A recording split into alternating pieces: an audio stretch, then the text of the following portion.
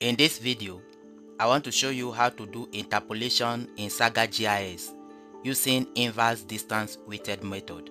So to do that, let's go to SAGA GIS. In SAGA GIS, the first thing we are going to do is to bring in the data we want to use. So I'll click on File, click on Open. I'll navigate to my folder. I want to use this station.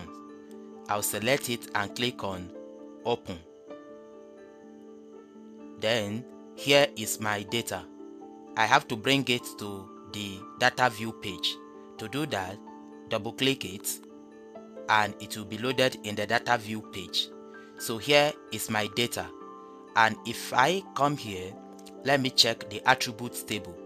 Right click and come to attributes, show table. If I click that, you can see my station name and elevation including the raster value. So the raster value corresponds to the elevation. So I want to interpolate this elevation for my study area. So for that, let me close this attribute table. To do the interpolation using the inverse distance weighted technique, come to Tools, come to Grid, expand it, then come to Gridding, expand it. Here you will see various options. Then come to this inverse distance weighted method. So double click to open it. When it opens, you have to set in your data. So the first one is to set your point. In this case, my point is my station. I'll click on it. Then select the attribute you want to use to interpolate. Click here and select your attribute. In this case, I want to use the elevation field. So I will select elevation. Then the cell size, you can determine the cell size here by either increasing the value or decreasing the value. So I want to make it 0.05.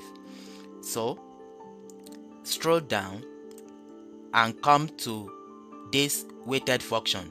The weighted function we want to use is inverse distance to a power, and then the power I want to leave it to 2.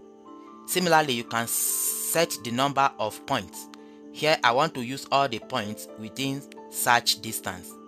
So once you have set all these parameters, click on OK. So just a matter of few seconds, it will be done.